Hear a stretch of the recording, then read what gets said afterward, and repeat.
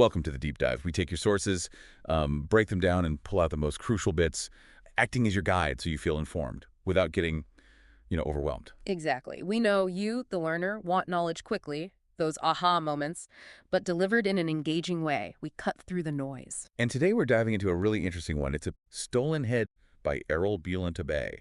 Now, it says it's fiction. Right, presented as fiction, but we're going to treat its contents, its ideas and events as a system to explore, like a thought experiment. Our mission is just to unpack it, see what connections we find, and believe me, this one, it's got a lot going on. It sounds like it. What are we talking about here? Okay, picture this. A stolen mummy head right out of Luxor. Ancient Egyptian mysteries. International intrigue hopping between Turkey, Israel, Egypt, Okay. and some really unexpected links to religious history. Shadowy figures, secrets. Right? Absolutely. Let's dive in. Where does it start? It kicks off very dramatically. Luxor, a figure dressed in black, breaks into a locked room, takes a mummy from a sarcophagus. Just like that. Not quite. This person is speaking ancient Egyptian. They mention Duat, the afterlife, and Master Antipu, Anubis. Whoa. Okay, so not just a thief. This feels ritualistic, or at least performed that way. What could that mean? That's the question, isn't it? Then, a couple of days later, different scene. A short, kind of stocky guy on Luxor looking at papyri. He gets word of an issue in Nablus. Nablus, that's nowhere near Luxor. And papyri versus a modern issue seems like a deliberate contrast. A clue, maybe? Feels like it. Foreshadowing something bigger, connections we don't see it. Meanwhile, back at some museum. Right. The director, the guy in charge of mummies, he's getting leaned on by the museum manager, Mr. Nisip. Why? Because the actual government minister told him to help out two unknown men. And the minister. That's unusual. Direct intervention. Totally. And the description of these guys is great. One tall, tough-looking guy, and this short, chunky fella who's just always smiling. Definitely not your average researchers. Powerful backing, clearly. What do they want? We find out pretty quickly. The director, who uses the codename Osiris, makes this panicked call to someone called Master Ra. Osiris. Ra. Okay, keeping the Egyptian theme going. What's the panic? He says a Turk, Hassan, has gotten to the mummy, even though they moved it to a secure care room months ago. Huh. A permit, signed by the minister, the same one who called. And Mr. Nisip, the manager, helped make it happen. The system's being played. So someone's using official channels, exploiting the bureaucracy, this Master Ra. How do they react? Furious. Absolutely explosive. Mentions Ta, another major Egyptian god. Ta, the creator god. Okay. And orders Osiris to destroy that guy, Hassan. Destroy him. Just like that. Wow. The stakes are high. Seriously high.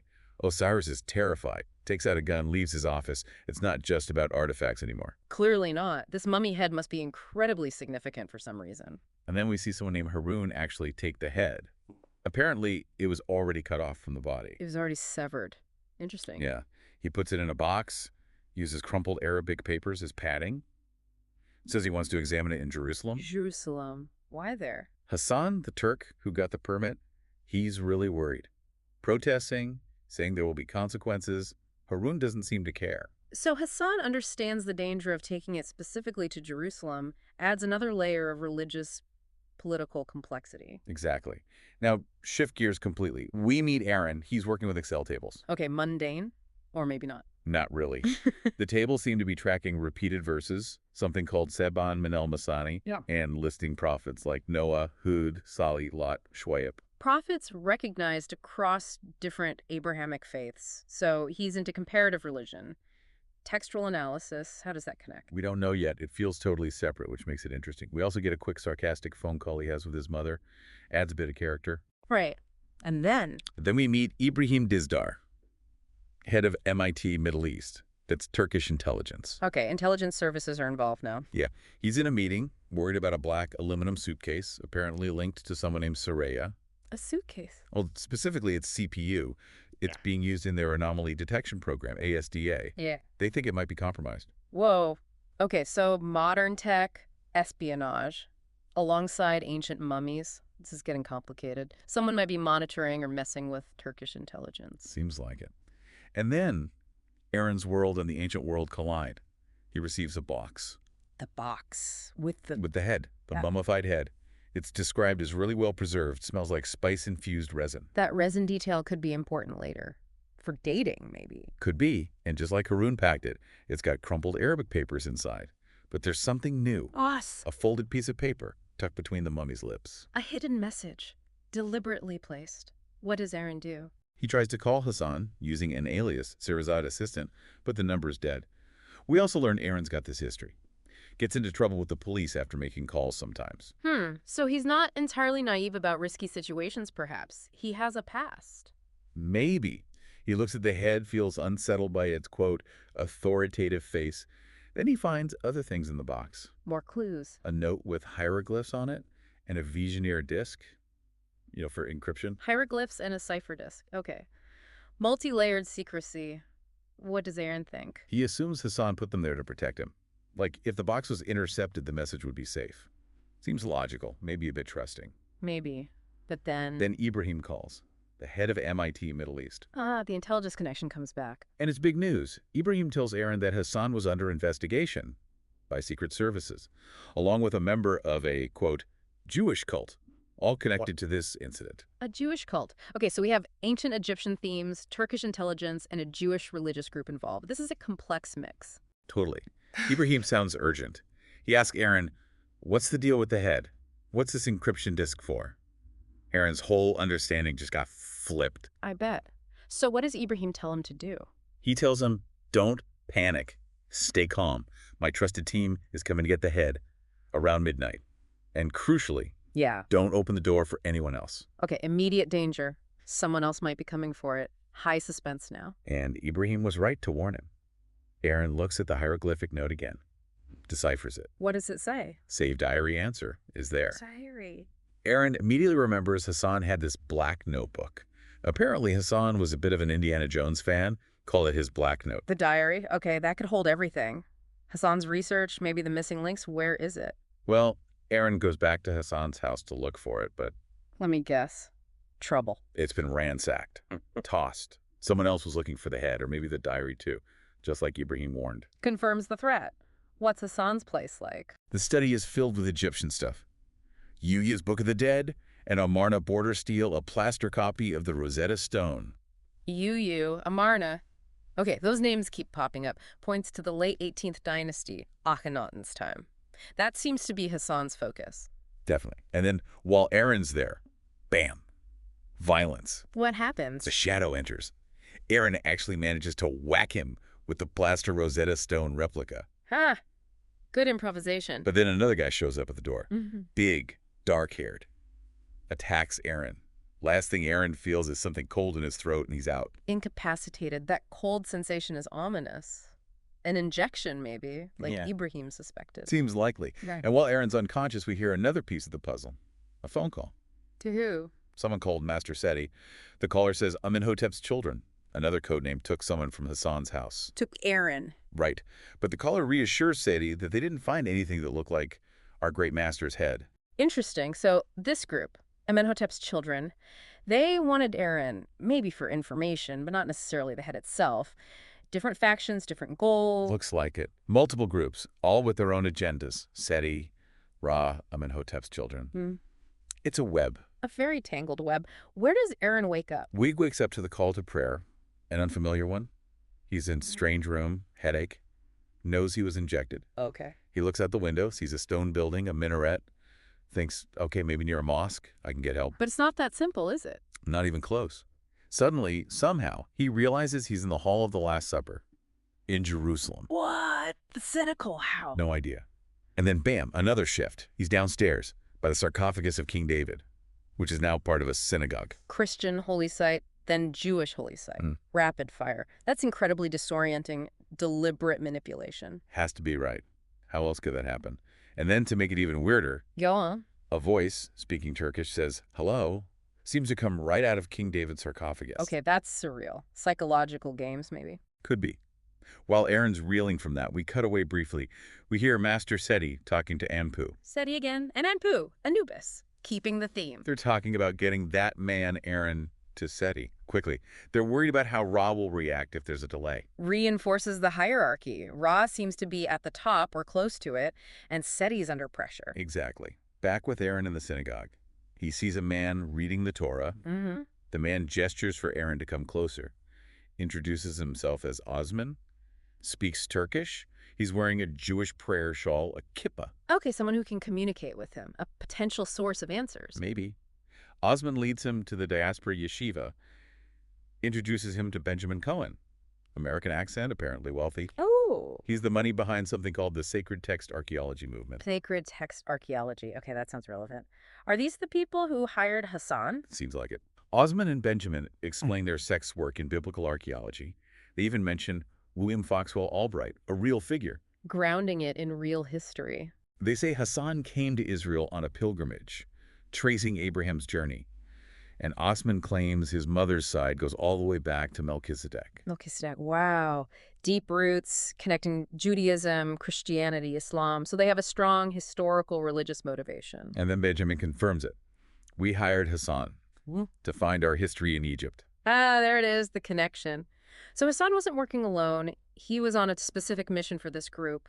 What were they looking for? And how does the head fit in? Good questions. Before we get that answer, we learn about the head itself. Carbon dating on the embalming stuff Yeah. puts it between 1250 and 1350 BC and confirms it was detached during mummification, then reattached way later around 1000 BC. Unusual.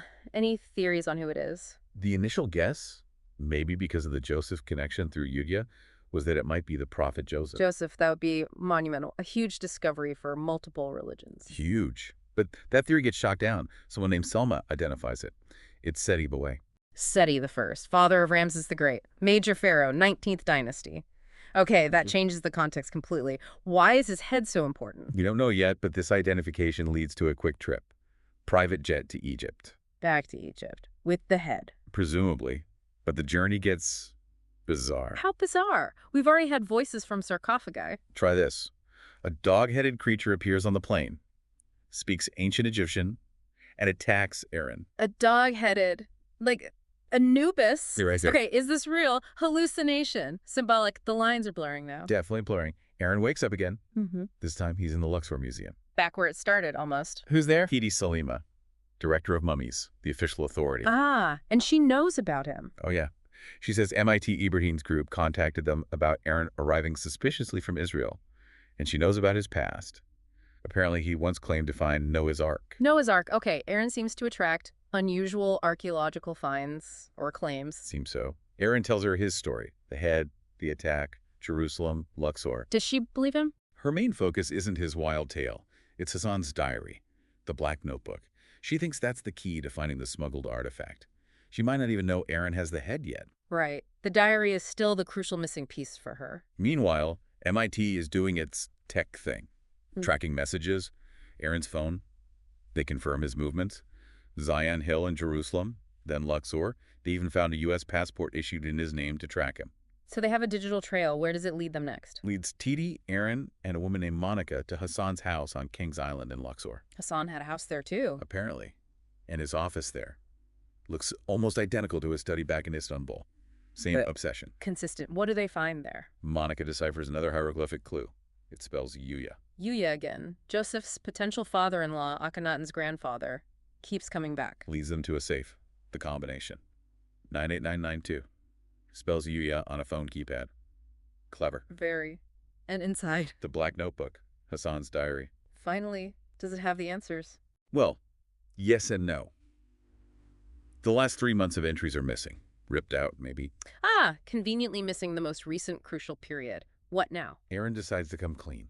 He tells Titi, I have the head, the mummified head you're looking for. How does she react? Intense excitement. Where is it? Tell me. Clearly, this head is incredibly important to Egypt. Absolutely, but things rarely stay calm in this story. You got that right. MIT reports a spike in encrypted messages linked to some American company owned by a rich Egyptian guy living between Italy and Sardinia. More international players. Always more layers. Titi takes her men to go get the head from wherever Aaron stashed it. But while Aaron, Titi, and Monica are still at Hassan's house on Kings Island. Ambush, raid, big time. Attackers described as Bedouins, shouting about Master Nun and Anubis, explosions, gunfire, green gas, chaos. Master Nun, Anubis, more code names, more factions. Who are these guys? What do they want? Unclear, but Aaron escapes in the middle of it all. With Monica and another guy, Jacob. They get away on a boat down the Nile. A Nile escape. Classic. Any Oh. problems? Jacob's injured. And Monica is acting really hostile towards Aaron for some reason. Tension within the escape group? Never good. Jacob gets on the radio, says something cryptic. The key is in the lock. Another coded message. What does it mean? Before they can figure that out, Jacob reveals some things. His team knew Aaron and Benjamin never officially entered Egypt. They faked it. How? Satellite images showed sacks being moved, one thrown in the Nile, one delivered to the Luxor Museum. Decoys, maybe? Clever misdirection. Jacob says he was sent specifically because he knew Aaron from before. And the raid happened because Jacob's team tracked Aaron to Hassan's villa. So their presence drew the attack. Okay, makes sense. But why was Jacob sent? And who is he working for? The same group as Benjamin and Osman? Seems likely. Then Jacob drops another bomb. He says he knew the head. Before all this. He knew the specific head before. How? Aaron must be suspicious now. Very. Jacob demands Aaron give the head back. Says people died for it. He confirms, yes, we hired Hassan to research our history. Their history. Connecting back to Benjamin's group. And finding the head was, like, proof? Something unexpected Hassan found. But Jacob insists they didn't kill Hassan. So who did? Still unknown. This is getting messy. What about the police? Right as Jacob's talking, MIT reports that the two cops watching Aaron's house back when the head was first taken, they're dead. Murdered. If the body count keeps rising, this head is dangerous. Definitely. Monica and Aaron talk options. Consulates. Probably useless against the Egyptian government if they're involved. Aaron's still hoping Ibrahim can help. Risky bet. Does Monica reveal anything else? Yes, something interesting about Titi Salima, the museum director. What's that? People think she's Italian, but her mother was a Sephardic Jew from Izmir in Turkey. Her parents apparently had trouble because it was an interfaith marriage. Titi has Jewish heritage. Yeah. From Turkey, that adds another potential connection, another possible motive or allegiance we didn't know about. Exactly. The escape continues down the Nile, but it turns tragic. Jacob dies from his injuries. Oh, no. They have to leave his body in the reeds. Grim stuff. A heavy price. Where do they go now? Monica confirms the carbon dating again. It points to Seti's Akkas. But then she says she knows where Akhenaten's tomb is.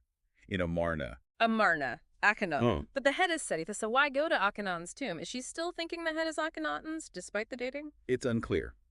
But Amarna is their destination.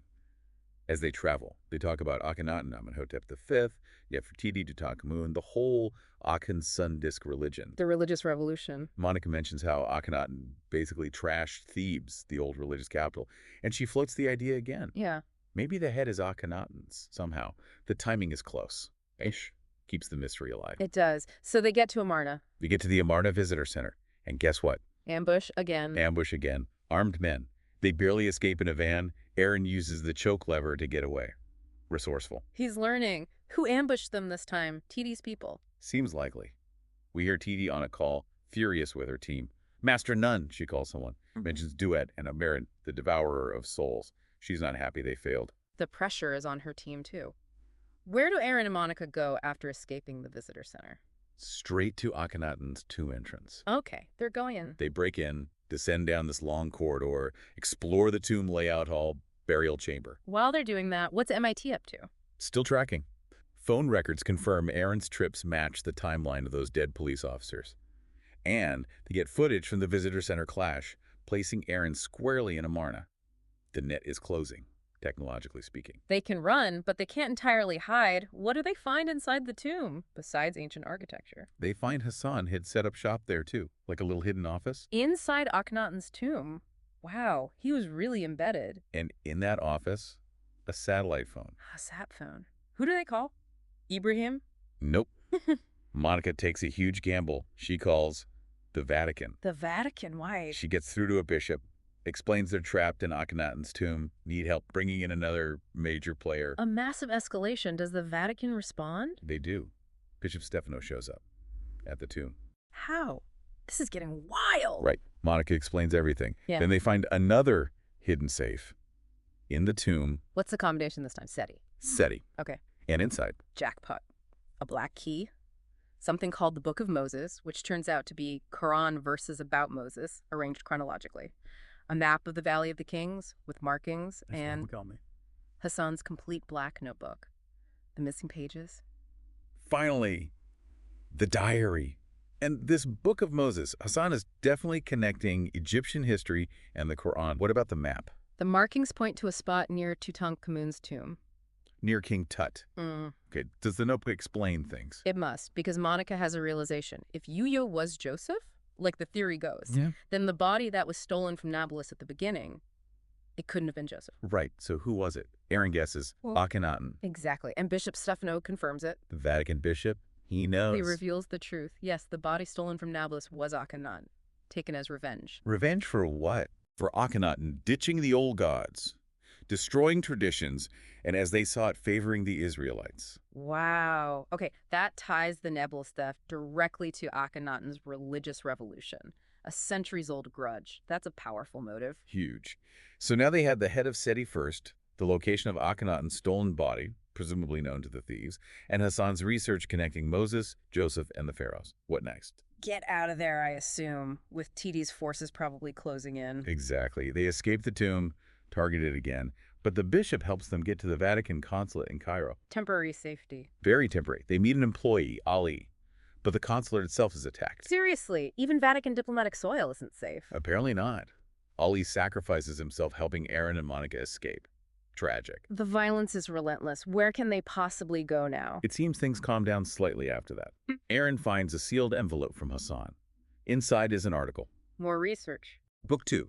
The Unbelievable Life of Moses in Egypt in Shadow of the Joseph. Basically confirming Hassan's theories about which pharaohs were ruling during Moses' time. So Hassan had worked it all out. What happens to Monica and the bishop?